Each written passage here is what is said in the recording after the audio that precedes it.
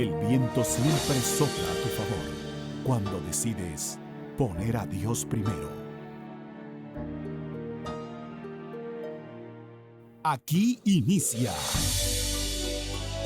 Querigma de Amor, un espacio para conocer la misericordia del Señor. Presenta el Padre Teófilo Rodríguez. Bienvenidos.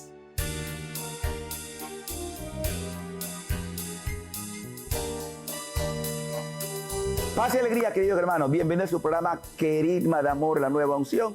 Una oportunidad más con el encuentro de la palabra y a través de esa palabra dejar que nuestra vida sea transformada y que podamos estar gratos a los ojos de Dios. Hoy vamos a hablar de un tema que poco se aborda en las prédicas y es el tema de la gran tribulación o los tiempos finales, que cuando hablamos de esto no es que estemos nosotros enfocados en el fin del mundo como si Dios hubiera perdido la batalla en esta humanidad o en esta generación. Creo que la Escritura es bien clara y también la enseñanza de la iglesia sobre el tema de la tribulación, porque Jesús hablaba y habla en su palabra, porque su palabra no pasa de moda, que la gran tribulación es una realidad que se da cuando nosotros los seres humanos nos olvidamos del Hacedor. Y ya el Evangelio hace nota de ello y que nos debe llevar a la reflexión.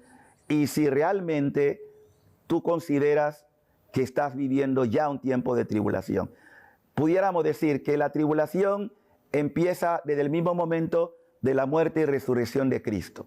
Es decir, la iglesia vive una tribulación porque el reino de Dios aún no ha llegado a su plenitud. Y mientras no llega a su plenitud, estamos viviendo momentos de guerra espiritual, de persecución, de acoso. Sin embargo, sabemos que Cristo ha de reinar plenamente en toda la creación y en toda la humanidad. Pero él habla de una escala en que la tribulación llegará a su cenit. En el Evangelio de Mateo, en el capítulo 24, del 7 en adelante, se nos habla de este tema. Unas naciones lucharán contra otras, y se levantará un reino contra otro reino.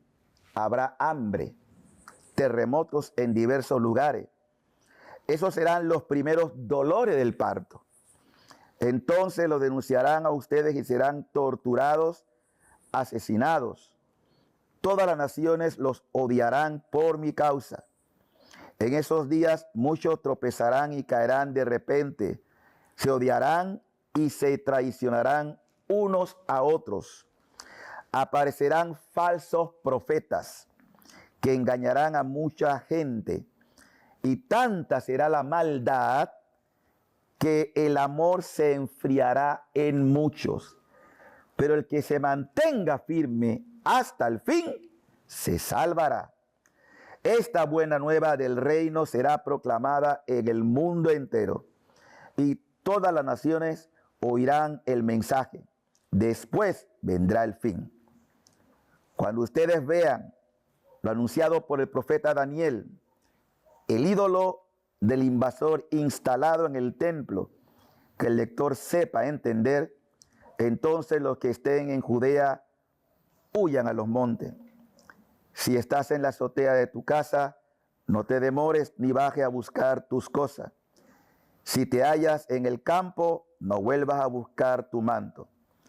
Pobres de las que estén aquellos días embarazadas o criando, rueguen para que no les toque huir en el invierno o en el día sábado, porque será una prueba tan enorme como no ha habido igual desde el principio del mundo hasta ahora, ni jamás la volverá a ver. Y si el tiempo no fuera acortado, nadie saldría con vida, pero Dios lo acortará en consideración a sus elegidos. Palabra del Señor. A la luz de este evangelio fuerte de la gran tribulación, tenemos que entender que también Jesús usa elementos de alegoría, pero que el lector pueda entender e interpretar, porque No olviden que Jesús suele en toda su evangelización usar términos, frases que la gente pueda tener la facilidad de comprenderlo. Y esas son lo que llamamos las parábolas o las alegorías. Pues bien, empieza nuestro Señor invitándonos a no dejarnos engañar. Estamos en un mundo donde las grandes potencias quieren imponernos ideas que son contrarias al Evangelio, doctrinas verdaderamente diabólicas que van imperando y van tomando mucho cuerpo.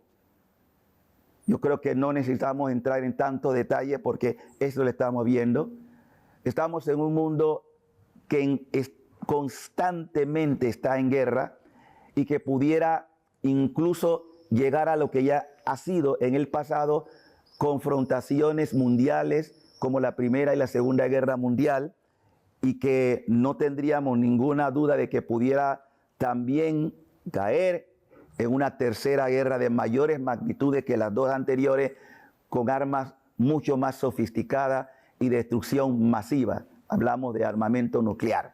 Entonces todo esto nos debe llevar a una seria reflexión. Es que no tenemos todavía capacidad de discernir. Es que nos damos cuenta que la maldad ha aumentado. Es que nos damos cuenta que la apostasía, es decir, la negación de Dios, ha crecido tanto. ¿Y cómo todavía vamos a ignorar que ya Jesús nos advirtió que llegarían estos días?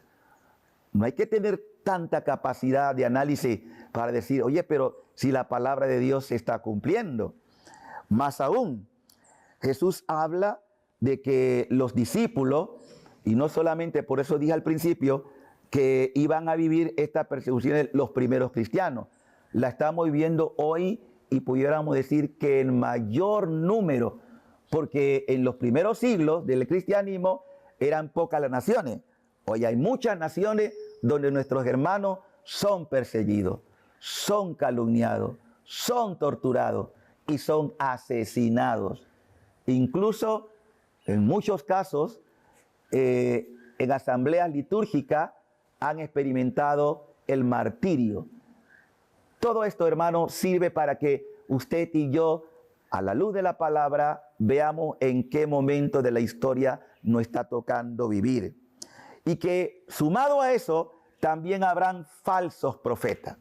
Gente que viene a darnos respuesta a las necesidades, no solamente materiales o espirituales, sino que nos van a apartar y van a ser instrumentos del mismo maligno, es decir, al servicio de Satanás, para confundir. Y esto estamos también nosotros mirándolo. ¿Cómo poder tener capacidad de poder valorar si viene o no viene de Dios? La Escritura, porque por sus frutos se conoce el árbol. Y como hay tanta confusión y tanta mentira, yo necesito, en el programa anterior que hemos hablado ya varias veces del tema de la oración, si no tenemos una vida intensa de oración, no tendremos tampoco capacidad iluminativa del Espíritu para saber discernir qué momento de la historia vivimos. Jesús también nos da señales muy claras. Nos habla de que la buena nueva del reino será proclamada en el mundo. De hecho, el Evangelio se ha expandido, pero no todos han escuchado. Si nosotros habláramos, por ejemplo, de nuestros grandes santos que hemos conocido en esta generación, como Madre Teresa de Calcuta, por poner solamente un caso, como San Juan Pablo II, que visitó prácticamente el mundo entero y fue conocido, pero no todos se abrieron al mensaje del Papa San Juan Pablo II. Lo mismo el Papa Francisco, que ha visitado muchas naciones y que el mensaje para muchos no ha sido de acogida. Pero no es que nosotros debemos extrañarnos por eso, porque el mismo Jesús que vino a su propia tierra, vino a lo suyo y los suyos no lo recibieron. Entonces no debemos extrañarnos por esto.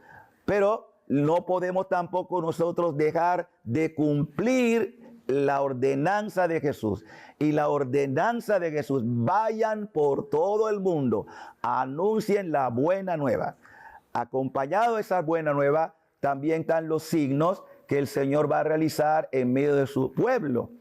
pues la conversión, no más que hablar de signos extraordinarios, que también el Señor puede hacerlo, pero el signo más grande es la conversión del corazón, volvernos. Y para eso, lo único que el Señor desea de las almas es que sepa reconocer su culpa, que sepa reconocer su pecado, porque nuestro Señor insistentemente en la Escritura nos habla que no se complace en que el pecador muera, sino que cambie su conducta. Por eso la esencia del Evangelio no puede variar más que fundamentarse en lo medular, y lo medular es: cambia tu vida.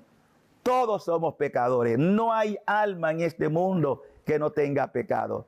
La buena noticia es que Jesús viene a decir su preferencia por los que, siendo pecadores, quieran responder a su invitación. Vengan a mí los que están cansados, los que están agobiados, y encontrarán alivio para sus almas. Él sigue tocando la puerta de los corazones. Por eso, si escuchas esta voz, no endurezca tu corazón. Ábrete a la buena nueva. Deja que la palabra penetre tu vida. Arrodíllate y clama: Señor, piedad, misericordia, sin importar el pecado cometido. Lo importante es el quebrantamiento. Lo importante es el conocer que fallé y que quiero enmendar mi vida. Y cada vez que un pecador se convierte, hace alegrar el cielo en su totalidad. El Padre se complace, porque Jesús vino a eso, a rescatarnos del pecado y de la muerte. De allí, querido hermano y hermana, respondamos a la invitación del Señor. Cuando ustedes vean entonces que esta abominación ha entrado en el santuario, nosotros estamos también mirando que también la iglesia vive tribulación. No es ningún secreto que hay sectores de la iglesia que están oponiéndose al magisterio tradicional de la iglesia, el magisterio que Jesús nos confió y que nosotros debemos ser fiel a él, que quieren incluso cambiar el catecismo de la iglesia. Todas estas cosas están ocurriendo en nuestra generación. La abominación ha entrado también en el santuario, pero tengamos esto bien claro: las puertas del infierno, por fuertes que sean, no van a destruir jamás en su totalidad a la iglesia. La iglesia es de Cristo, y como cuerpo de Cristo no podrá morir nunca. Vamos a un breve receso para continuar con ustedes en este tema de la gran tribulación. Da gratuitamente lo que has recibido gratuitamente, para que las gracias de Dios puedan alcanzar el corazón de todos. Ya regresamos con la parte final de este su programa, Querigma de Amor.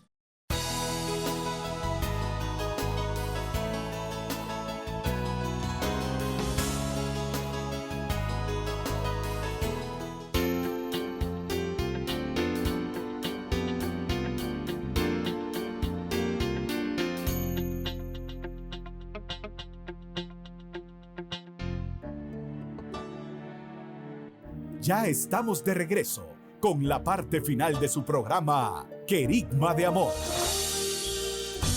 De vuelta con ustedes su programa Querigma de Amor, la nueva unción.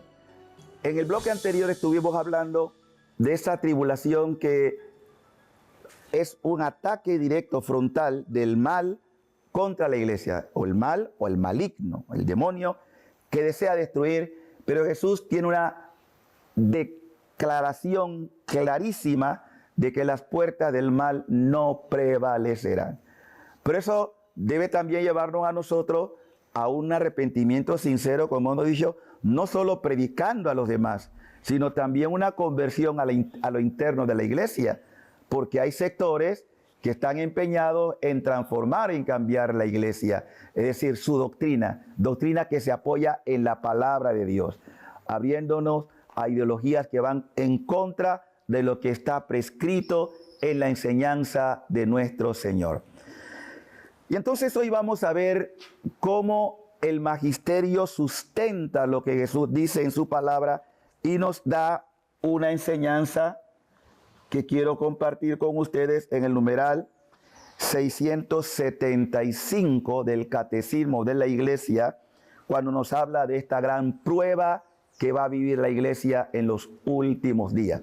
Cuando hablamos de los últimos días, insisto en que no estemos pensando que el mundo se va a acabar y que Dios perdió la batalla, ni la ha perdido ni la va a perder.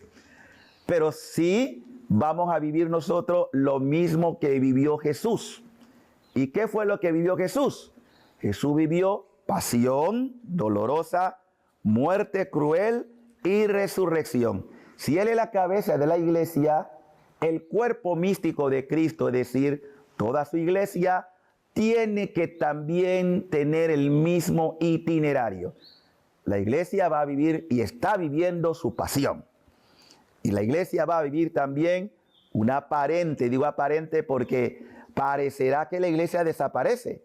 Y eso es lo que decían los enemigos, que desaparezca la iglesia, porque no hay autoridad en el mundo que tenga tanta fuerza moral como la iglesia. Aun cuando sus hijos también puedan ser pecadores y hayan cometido faltas gravísimas, eso no quiere decir que todo el cuerpo sea corrupto. La iglesia es humana y divina, y en esa doble misión de humana y divina, obviamente va a vivir experiencia propia de la naturaleza y la fragilidad humana. Jesús era hombre y Dios, pero siendo hombre nunca pecó, pero nosotros sí somos pecadores. Y Jesús vino a morir por los pecadores. Y una vez volviéndonos a Él en lo que es la conversión, el cambio de vida, la iglesia tendrá que experimentar también su pasión, unido a su Maestro. Y después de esa pasión y muerte, cuando aparentemente todo se acabó, la iglesia va a resurgir como nunca antes. Bella, una iglesia verdaderamente transformada por el Pentecostés que el Señor nos promete enviará al fin de los tiempos. Pero vamos a leer el numeral 675 del Catecismo de la Iglesia. Nos dice: antes del advenimiento de Cristo, la iglesia deberá pasar por una prueba final que sacudirá la fe de numerosos creyentes. Y se refiere a Lucas 18, 8, Mateo 24, 12. La persecución que acompaña a su peregrinación sobre la tierra se puede confirmar en Lucas 21, versículo 12, también en Juan capítulo 15, del 19 al 20. Todos estos son textos bíblicos en los que la iglesia se apoya para decir de esta gran prueba final. Desvelará el misterio de la iniquidad bajo la forma de una impostura religiosa que proporcionará a los hombres una solución aparente a sus problemas mediante el precio de la apostasía de la verdad. La impostura religiosa suprema es la del anticristo, es decir, la de un pseudo-mesianismo en que el hombre se glorificará a sí mismo, colocándose en el lugar de Dios y de su Mesías, venido de la carne. Se puede confirmar en 2 Tesalonicenses 2, 4, 12, en 1 Tesalonicenses 5, 2, 3 y en 1 de Juan 2, 18, 22. Esta impostura del anticristo, nos señala el catecismo, aparece esbozada ya en el mundo, o sea que ya estamos, pero que se va a ir manifestando. Y sigue diciendo más fuerte: cada vez que se pretende llevar a cabo la esperanza mesiánica en la historia, lo cual no puede alcanzarse sino más allá del tiempo histórico, a través del juicio escatológico, incluso su forma mitigada, la iglesia ha rechazado esta falsificación del reino futuro con el nombre de milenarismo. Es decir, estamos hablando de un enfoque en que no solamente podemos nosotros y vamos a vivir un tiempo de negación total de Dios. Pero también estamos ante un falso mesianismo, que es el que está induciendo el mal, es decir, el mismo demonio, bajo la apariencia de un falso Cristo que viene a instaurar un reino supuestamente de bien. No, la iglesia en este sentido nos habla ciertamente de la venida de Cristo, pero una venida definitiva, pero una venida también que en el intermedio, porque nosotros tenemos constante venida de Cristo. Cada sacramento que participamos es una venida de Cristo. También cuando celebramos nosotros con fervor la Eucaristía, decimos en cada celebración, anunciamos tu muerte, proclamamos tu resurrección, ven Señor Jesús, ven a reinar en nosotros. Porque este mundo no podrá ser transformado si no es por la fuerza del Espíritu Santo. Por eso, la nueva humanidad solo puede ser posible como una acción directa de Dios, no de los hombres. Ya el hombre en sí mismo es incapaz, por más que quiera copiar, por más que quiera subir a las alturas como el enemigo, el maligno, para llevarnos al engaño, a la mentira, que es lo que está viviendo la sociedad de hoy, con falsos mesianismos, con falsas enseñanzas que no se están sustentadas en la palabra de Dios. He dicho y repito, si nosotros no vivimos en una intimidad, en una oración y en obediencia a la palabra, refutada o apoyada en la enseñanza del magisterio, no vamos a poder comprender nosotros el tiempo que nos está tocando vivir, porque es un tiempo de mucha confusión y la iglesia no está eximida de ello. Una de las cosas que más golpea y más hiere el corazón de Jesús es lo que él suplicó también al Padre. Y la súplica de Jesús es la gran unidad de su iglesia. Si hay un dolor que perdura en el corazón de Cristo, es la desunión. Yo soy de Pablo, ya decía en tiempo el apóstol, haciendo referencia a estas divisiones. Yo soy de Apolo, yo soy de Cefa. Y más aún, Jesús oró al Padre, que todos sean uno, como tú, Padre, y yo somos uno. Esto nos ayuda a poder comprender que no podemos ser nosotros aliados de la división. Es decir, que nos unimos para dividir. No, no, no. Nos unimos en Cristo para unirnos en un solo cuerpo, no en diversas denominaciones. Toda división, insistiré siempre en esto, es una insidia del maligno. Y toda unidad es una acción directa del Espíritu de Dios. Por eso hay que invocar por un nuevo Pentecostés mundial. Ya no como ocurrió en Jerusalén, sino un Pentecostés que venga para todas las naciones, para todos los pueblos, para que podamos nosotros, por la gracia del Espíritu Consolador, ir descubriendo este poder transformador o transfiguración a la imagen de Cristo, nuestro Dios y Señor. Eso, querido hermano, es la esencia de este mensaje. Es necesario que frente a la gran tribulación que ya vivimos y que se ha ido acelerando, y que muchos también desearon vivir, y que tú y yo de alguna forma estamos viviendo, y que pareciera que la iglesia va en derrota o en divisiones o en cisma, no perder la esperanza. La iglesia es de Cristo, su vicario, el Papa, que merece nuestras oraciones para que sepa también encauzarla por lo que el Señor nos ha confiado a todos. Tú eres Pedro, a él especialmente, y sobre esta piedra edificaré mi iglesia. Es decir, la iglesia es de Cristo. Y tenemos necesidad de orar, orar sin cesar, como hemos dicho en otros momentos. Orar para que el Señor, dándonos luz, podamos mirar en qué momento de la historia estamos viendo. No cabe duda que hay grandes potencias que están intentando tergiversar la enseñanza de la iglesia y están proponiendo un nuevo orden mundial Sí, así como lo he escuchado. Un nuevo orden mundial con estructuras que lo que busca no es más que diezmar la población mundial, entre otras cosas, todo el tema del aborto, todo el tema de la eutanasia, todas estas son fuentes eminentemente diabólicas y que quieren apartarnos de la verdad, que la verdad que Cristo nos confió. Dios no es un Dios de muerte, Dios es un Dios de vida, el Dios que conocemos, que nos reveló Jesús, y en eso tenemos que ser fieles, verdaderos discípulos de Él, para no dejarnos confundir, porque es un tiempo de gran confusión mundial. Y hoy en día, ni siquiera la iglesia se escapa de esta confusión.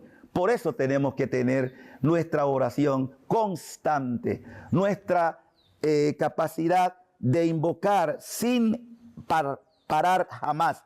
Señor, envía tu Espíritu. Señor, tú nos has prometido que enviaría tu Espíritu y que Él nos llevaría a la verdad completa. En el mundo de mentira que vivimos, hay urgencia del Espíritu Santo. Pidamos el don del Espíritu. Pidamos este avivamiento para que, siendo testigos de la verdad, estemos dispuestos incluso a dar la vida por la verdad como la dio nuestro Señor. Hay que pedir este don precioso del Espíritu. Él nos revelará todos los planes si estamos invocándolo y si estamos atentos a los signos que el cielo está mandando en esta hora. Queremos invocar en este instante este don precioso y que tu vida y tu familia, abiertos al Espíritu Santo, puedan darse cuenta de la hora que vive la humanidad. Señor Jesús, envía tu Espíritu a nuestros corazones, dando la capacidad de discernir la hora de apostasía que vivimos, para no ser confundidos. Que tu Espíritu nos revele la verdad, nos lleve al conocimiento pleno de tus designios, que son designios de salvación y de vida eterna. Y invocamos también a tu madre, nuestra madre, para que ella, a quien tú le diste la potestad de pisar la cabeza de la serpiente, en su corazón doloroso e inmaculado, alcance para la iglesia de tu Hijo, oh Padre, una nueva humanidad renovada en el Espíritu Santo. Amén. Amén. Que el Señor les bendiga y que sigan pasando un feliz día.